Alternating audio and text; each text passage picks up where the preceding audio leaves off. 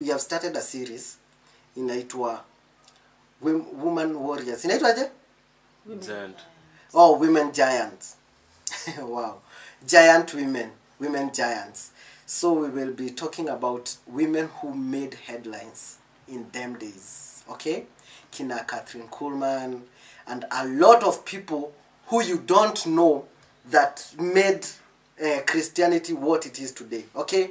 So if you are out there, you have to subscribe, you have to look for people to come and watch, you have to share the videos, you have to comment, you have to acha ka like hapo, acha ka comment hapo and subscribe. Okay? Aya, twende kazi.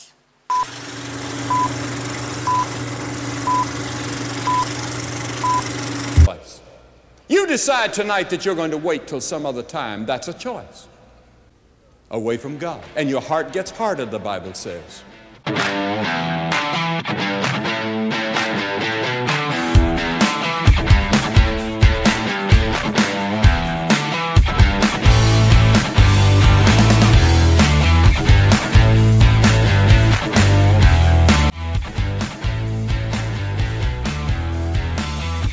So, wakubwa, story yetu ya leo inaanza in the 1854.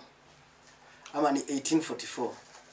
Mtoto mdogo amezaliwa, mamake akaamua kumuita Maria Beulah. Maria Beulah amezaliwa pale hivyo Ohio, Lisbon, Ohio. Amezaliwa in a Christian family, a good family where they go to church every Sunday. At the age of 13, Maria akaamua kuokoka. She went, gave her life to Christ.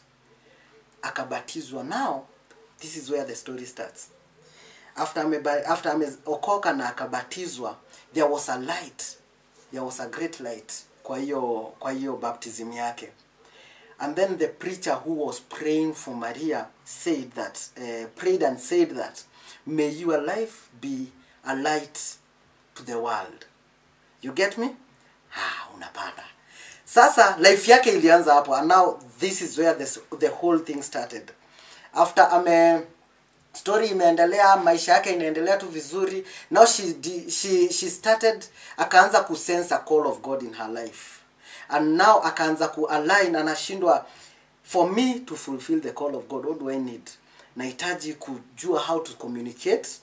Nahitaji, because in this era, in the 1800s, women were not allowed to preach. You all know the scriptures. You know what Paul said, that a woman should not preach.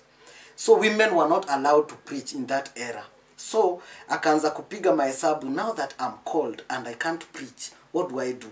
Number one, I need to go to school for me to be able to communicate, a formal school. Number two, I need to marry a missionary. Mtu mwenye ako already kwa ministry, so that I can align my ministry with his ministry, so that at least naweza fulfill call ya God kwa life yangu. Sawa sawa? Haya. Akaenda kwa babake jioni moja, akamkalisha chini, akamwambia, dad, unajua nini? Nataka kwenda shule. Please, if you don't mind, nipeleke kwa college fulani kwa hapa hivi kwa hii area, niende nisome, niko na vitu mob nafikiria na zinahitaji masomo.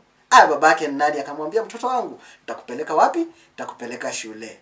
Kesho yake wakaenda wakatafuta shule na akaingia college. Akaingia college, akaanza masomo yake kidogo kidogo, akaanza masomo yake, shughuli zake anazichapa mdogo mdogo. Kidogo akiwa shule, unfortunately, the dad passed on. It was a shock, because now, if familia, unajua zile familia zenye, the dad is the source of income, the dad is everything in that family. So after babake amepass, ilibidi amecome home, ndo atry kusupport mamake and everyone who was there, the family, atry kutafuta hustle hapa na pale, because sasa unaona shule ime backfire, hakuna mtu wa kumlipia. Hiyo time hakukuanga na basari, hiyo time hakukuanga na like basari hizi zenye zinafanya watu ma politicians wakuwe masonko wakuza zikuanga hizo times, una get? So akaamua kurudi home sasa kusupport familia yake, mavibarua hapa na pale nini. Tushaingia sasa 1860s. Akapatana na kijana mmoja. Hiyo time I think it was between 1861 to 1865, during the Civil War. kuna kijana alikuwa kwa war, kwa civil war pale, alikuwa in the army, amechapwa, amepigana akapata injury, head injury. Anaitwa PH Woodworth. Sasa so amepata injury pale kwa army, ikabidi ameenda kurelax kwanza juu sasa mambo yake na vita imekuwa ngori. Akiwa pale home anaona kimsichana mmoja pole, msichana ana give. Msichana anaweza kuwa kitu. Acha nijaribu, akaenda akamuongelesha nini. Wasichana hizo times hawakuanga kama siku hizi, sijui ni mwaka moja before aingie box. Ni saa hii kesho asubuhi hama kam kwangu tunaanza family. And then they did, that is where now Maria became Maria Woodworth. Okay? Sasa akakuwa Maria Woodworth. Sasa tumeachana na Beulah. Sasa so after ameolewa, of course ukiolewa unaenda kwa kina bwana yako, mnaanza life, mnaanza hustle zenyu nini. So Maria na huyu kijana wakaanza life yao. So the life that they started ilikuwa farming. At least hiyo iko inahitaji a lot of things in place. So ni farming hapo around na kulea familia yake. Na akakuwa mama mzuri, anasaidia familia yake, anasupport bwanake. But unaona call yake sasa ishaanza kuenda hivi. Ishaanza kuchapa left ni hivi. Ishaanza kuchapa left. Juu number 1 shule asha drop out. Number 2 ameolewa na ex militia. Kai. Mungu wangu. Ashaolewa na mtu mwenye hakuna anything about ministry is in him. Hakuna kitu yoyote yenye iko na ministry ndani yake. Sawa. So ameolewa na msee mwenye alikuwa kwa army, aka give up. Huyu msee ashakuwa veteran. Like ashakuwa veteran. Sawa. Number 2 hajasoma. Okay? Number 3 ako place yenye. Number 3 yeye ni mama. Wamama hiyo time niliwaambia wamama hiyo time kupreach ilikuwa ngori. It's like you cannot preach, you cannot stand before men and tell them what to do. Sawa? Haya, mnaniget, tafadhali fuatieni hii story pole. Sasa si ameshaolewa. Wakapata mtoto wa kwanza, wakaongeza wa pili, wakaongeza wa tatu, wakachapa wa 4, wakaongeza wa 5, wakaongeza wa 6. I think kwa hiyo kijiji ndo alikuwa na watoto wachache sana. Alikuwa na watoto 6. Sawa. So life inaendelea vizuri. But now disaster ikawapiga kama familia. There's this disease yenye ilikuwa inaua watu wa kitambo. I think iliwachapa. Kulikuwa tu na calamity moja ngori sana. Ikakuja ikaua mtoto wake wa kwanza, wa pili, wa 3, wa 4, wa 5. Sasa unaona kuna crisis. Kuna crisis kwa familia yake in that amelose watoto 5. Kuna crisis kwa life yake in that hayuko kwa ministry yenye aliamua apparently ataingia kwa ministry. Kuna crisis yenye hajawahi kanyaga shule. So even if is to start something, she does not know how to start it. Sawa. So ndio hiyo depression imepiga bwanake. Depression ikishapiga bwanake, lakini unaona depression venye ilipiga bwanake haikumpiga hivyo. She kept on pursuing. Anataka kujua more about this call. But at the same time ana support huyu bwanake juu sasa ameanza tu kukua kitu kingine. Sawa? But now as a woman and someone who loved her kids and her family, akaanza kupata some headaches zenye hazikuwa zinaenda at all. But now alikuwa na nini?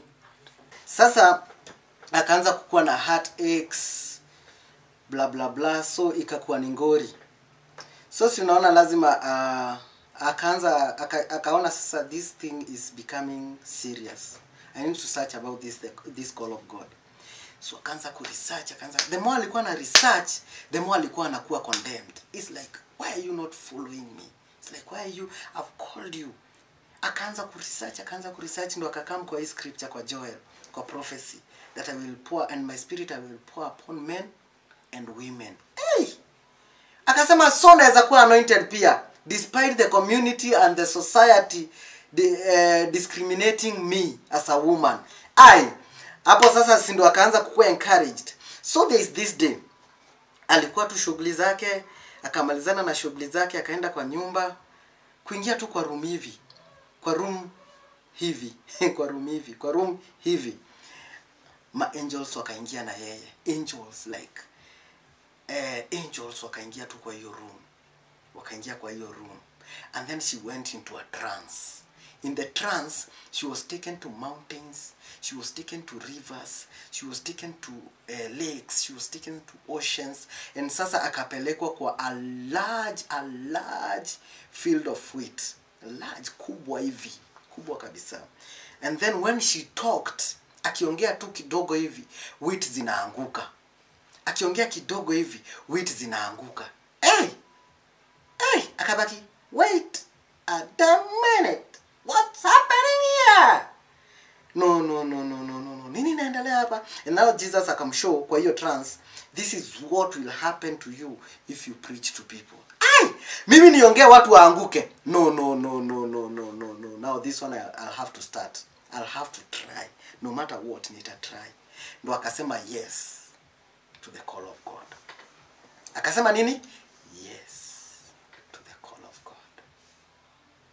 Akasema yes to the call of God. Akasema yes to the call of God. Sasa after kusema yes to the call of God, si amerudi sasa a normal girl, amerudi like ametoka kwa trance, akarudi kwa normal girl. So what happened after amerudi, Bupos? So now ndo get venye God who work. After amesema yes, that is when now God started working in her life, like through her to the society. So after that trance, she went and preached to her family. After preaching to her family, it was something they have never seen. People fell, wengine wakaanza kukimbia, wengine wakaanza kulia. It was just dramatic. Unaget? It was dramatic. And the film went out to the community. Hey, kuna huyu msichana manzi ana preach. Guy. Alipreach watu wakatoroka. Alipreach wengine wakaanguka. Alipreach watu wakaanza kulia. Hey, muite kama tuprichie tusikie. Sijui ameitwa huko hivyo kwenda kupeana sermon. Mwingine amemuita huko. Mwingine by the end of this season of kujulikana after the incident of kupreach kwa familia yake, she had preached 200 sermons. Alikuwa na 9 revivals. Na alikuwa na ameanza 2 churches. Can you imagine? Like after just saying yes to the call of God, God decided to use her to reach to the people in the community. Naget. So 200 sermons, 9 revivals, and 2 churches. If you are there manze unajuanga kuanza church ni nini? Wewe unaheshimu kuanza 2 churches si kitu rahisi. So after preaching to the community for 200 times, having 9 revivals, and starting 2 churches, she decided that I'm going to the wild of the wildest places to preach and have a revival there. Do you know aliamua kwenda wapi? Even the name of the place itakushtua. Like alikaa hivi akasema, ni wapi shetani akona kiubu. Unajua kiubu? Akona kiubu huko. Ni wapi akona dhigira? Ni wapi akona dhigira? Ni wapi wa mama wa shetani wanalalanga? Ni wapi shetani anakuanga na kanyumba? Hapana. Haiwezi kuwa Sonorua. Hapana. Inaweza kuwa wapi? Hakukuwa na internet. So ni kuuliza, unasikianga shetani anakaanga wapi sana? Unasikianga? Unasikia? Hapana. Nataka place. Hapana, sitaki kwenye kuna churches, kwenye revivals zina happen. Nataka kwenye ni kugumu, kwenye ukipreach ni kama shetani anakama anakuambia una try. Nataka hapo ndo nataka. I dare you Satan, tell me where you are. Akaamua kwenda kwa place inaitwa the Devil's Den.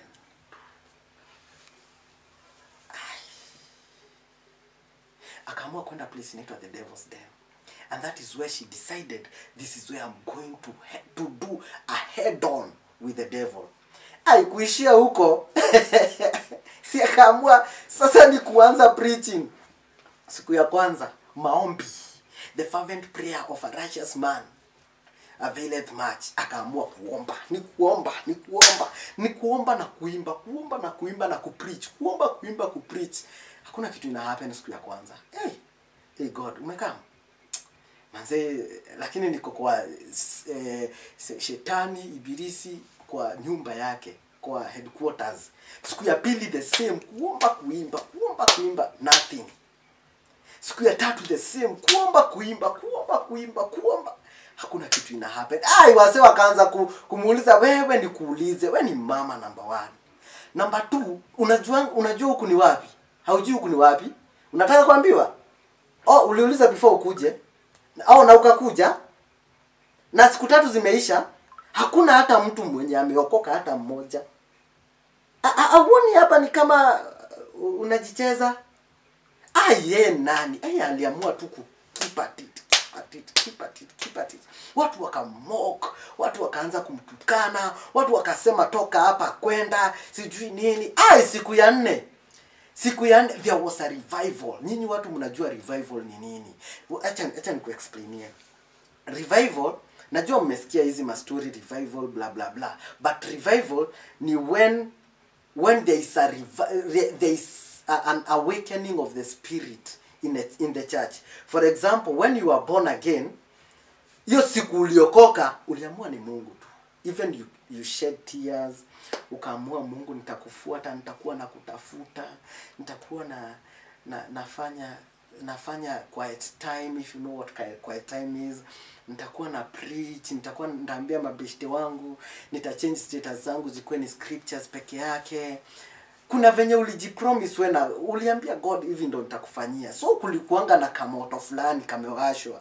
After some time, status kwani nikipost tikitaka ni mbaya, nikipost bubbly ni mbaya, nikifanya challenge ya bubbly ni mbaya. Si ni mbaya, kwani kuna kitu wanaona? Na kwani nimeweka mahali ingine? Si nimefanya tu hivi na ikaisha. Kulikuwa na revival. Sasa revival is when now a preacher comes to awaken your spirit. It's like your fire is put in your belly. Ikishaekwa kwa belly yako, the next minute huyo umeshaenda Kibra, uko na crusade. Umeshaenda na pale hivyo Kayole, uko na crusade. Ushafanya meeting ya God's revivalist of this age pale hivyo Landimawe.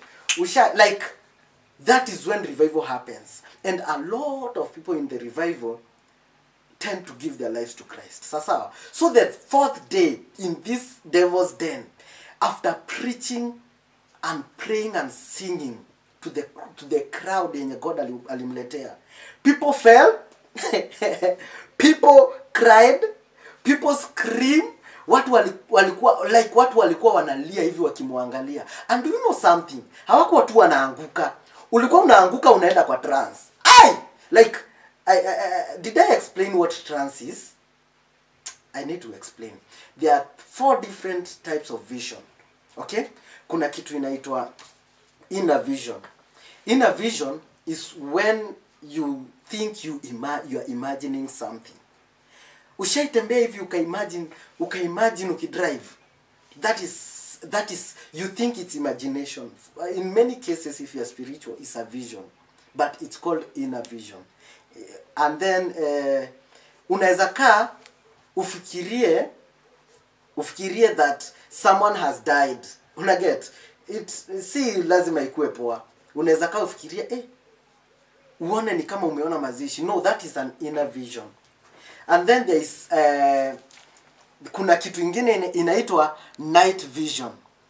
Night vision is when you dream. God talks to people in dreams. Sawa? Is when you dream. And then there is open vision. Open vision is like a screen. Umekaa hivi and then inakaa ni kama unaona. Inakaa ni kama, wow, I'm seeing things. I'm seeing my wedding. Wow, naona ule kijana akipropose. Wow, naona huyo nikipatiwa chance na uhuru ya kutend to his sheep.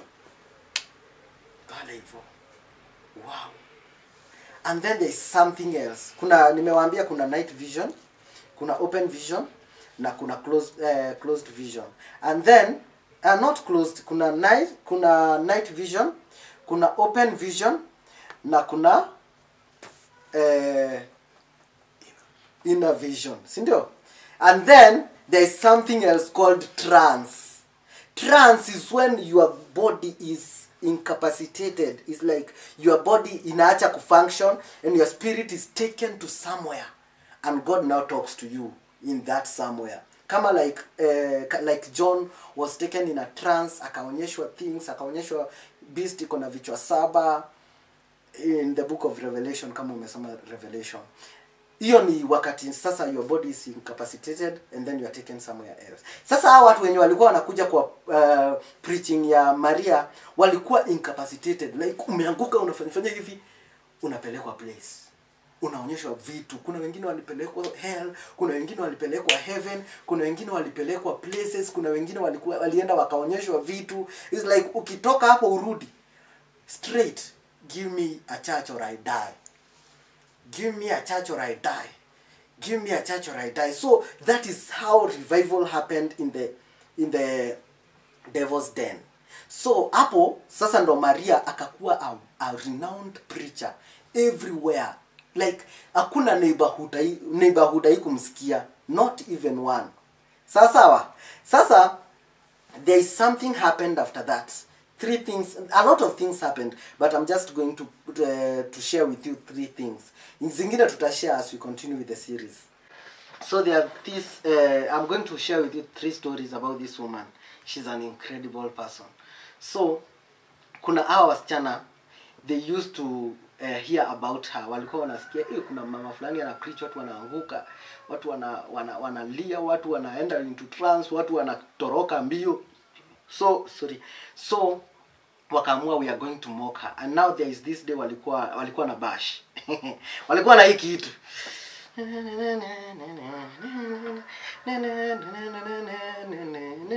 Sijui kama mnajua hiyo wimbo. Anyway, walikuwa na hiyo kitu.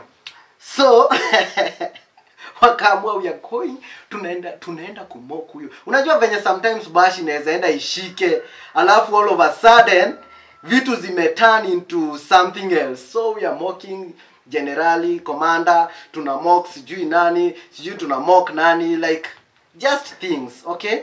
So kuna hii siku hawa wasichana si wameenda bash, wameanza kumock. Wengine wana receive it. Receive it. Receive it. You know, there are some people wenye wanachekanga waki receive it. Receive joy kwa cameraman anacheka huko sijui nani. So they were like that, but they didn't know that God was hearing them, and God heard them, and God came down. Before they knew it, all of them wanaanguka, wanalia, wanaanza kubeg for mercy. Bash ikatani into a mercy seeking service. Walikuwa wanalia, wengine wanafanya nini, wengine like it was just chaotic. Si unaona walikuwa zapa all of a sudden tuko sawa na hiyo ndege? Okay, sasa all of a sudden like watu kila mtu pale, kuna mtu anaomba, wanaanza oh God I'm sorry, ilikuwa tu jokes, hatukuwa tunamaanisha sijui yani it was just something. She was not someone to joke with. And then another story, the second story is about a man who was alikuwa tu kwa biashara zake kwa hiyo city. It was just a coincidence that Maria alikuwa kwa the same city preaching, okay? So akasikia kuna mama fulani ana preach place, na huyu mama anakuanga na miracles zingine hatari. Akasema acha niende nimsikize, acha niende nione kama ni ukweli. Juu mimi hao watu siwaaminingi, wanakuanga tu wamelipwa watu wa kuanguka, watu wa kulia, watu wa kutoroka, kuna kwa na 200.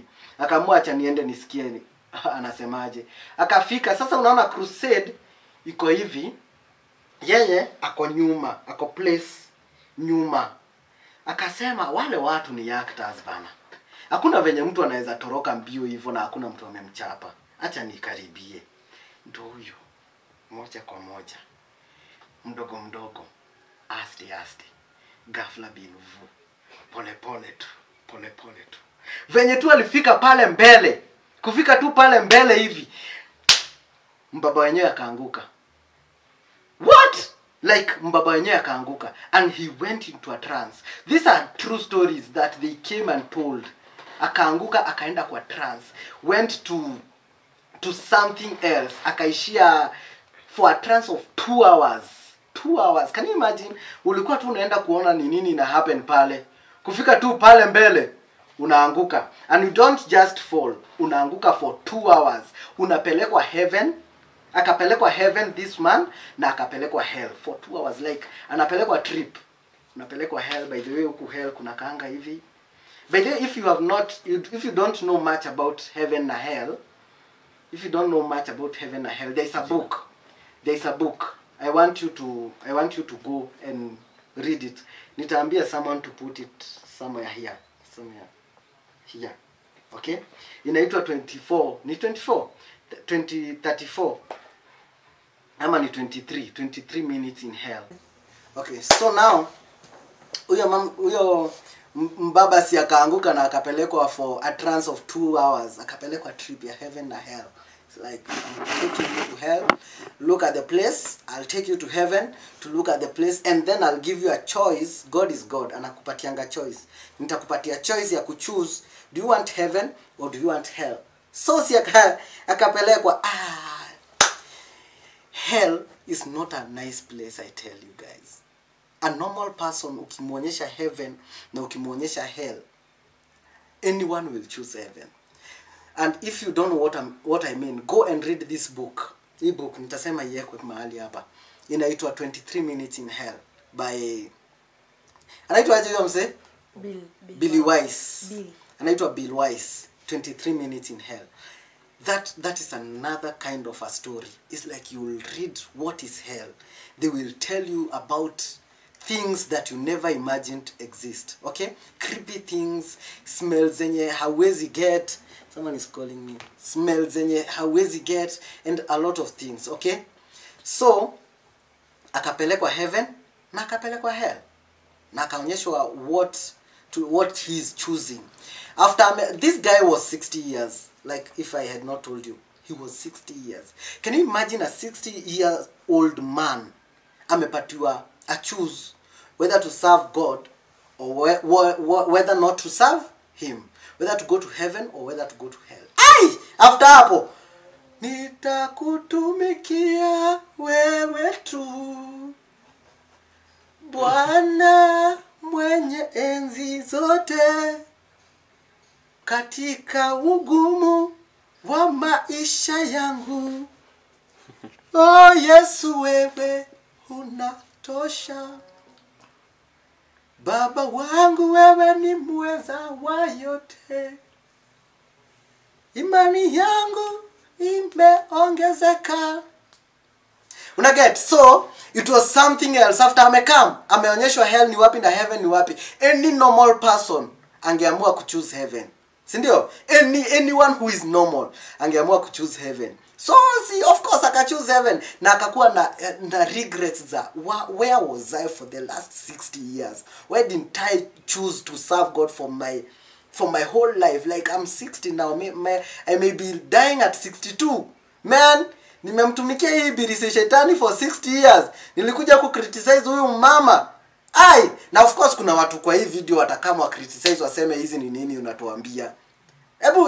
Ebu think right, okay? So akaamua ataenda to the hedges, ataenda to the highways, ataenda to the ends of the world preaching at the mere age of 60. I don't know whether that's a mere age. At an old age of 60, okay? That is the first story. The second story is about a doctor.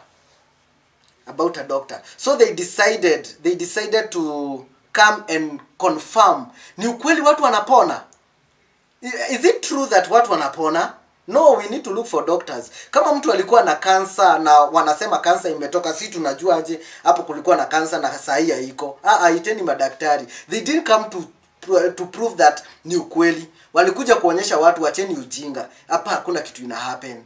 hapa hakuna kitu ina happen. So madaktari wakakam, of course walikuwa na lead doctor, akakama akasema tumekam ku confirm huyu msemo mnasema alikuwa na marasmus, na marasmus imeisha, tunataka confirm marasmus imeenda wapi, si ndio? So akaenda akaitwa chale, wewe unaitwa nani? Dr. so and so, I want you to come to this room, we need to talk about something. Sasa akaingizwa wakaenda kwa hapo kando kwa karoom, akapata mtoto wake kwa hako karoom. Mtoto wake ni kulia tu. Mtoto wake ni kulia tu. Dad, I want you to pray for me. Uni daktari ni scientist. What do you mean pray for you? I can treat you. Mimi hata sijui ku pray. Venye tu alisema tu I want you to pray for me. Babake down. Babake down.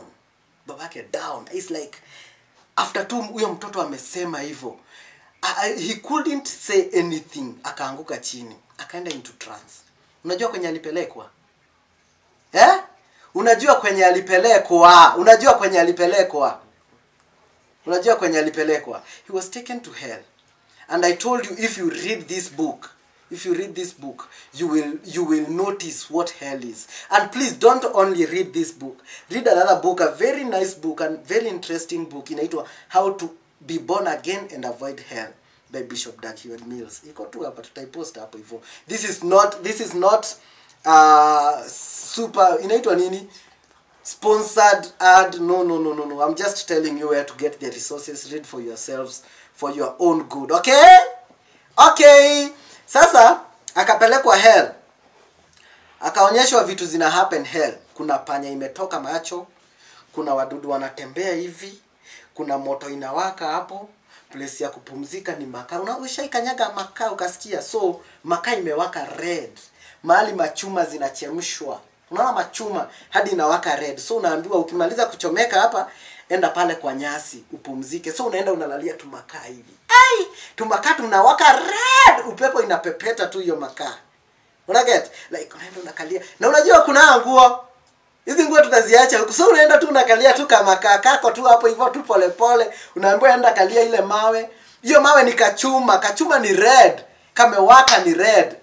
After ameona hivyo kurudi. Daktari kujeni kwanza. Yesu anaokoa. The pastor, the doctors who came to prove this woman wrong started to preach. This lead doctor akaamua, acha kwanza nianze na hawa.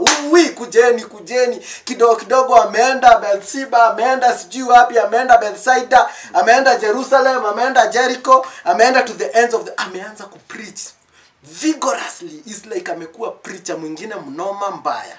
Sasa just by an encounter, unaona huyu mama, no one would come near na baki the same. You will preach. Even if you don't want to preach, you will preach. Once you come near her, you will preach. Sasa tuko sawa? Haya, sasa that is the third story and the last story for today. Ukitaka book tutaweka mahali uende usome about that woman. She's an incredible woman. But next week we are continuing with the same series, same place. Don't forget, the series is called Giant Women. Women who wenye walitetemesha dunia, okay? Giant women. Don't forget to hit that subscribe button. Is very important. Inatusaidia tufikie watu wengi manzee. Pia sisi tupate wase wenye wana view, wase wenye wana comment. Tutabambika pia sisi tukisikika. At least hata ukishare hata mkurua tusikie. Unajua mkuru ndo baba. Mkuru akitusikia tutasikia fiti. So share hii video, share, comment, mtag hadi atusikie. Sasa aya, sasa watu wangu, tutapatana next week, same place, same series, another episode. Peace.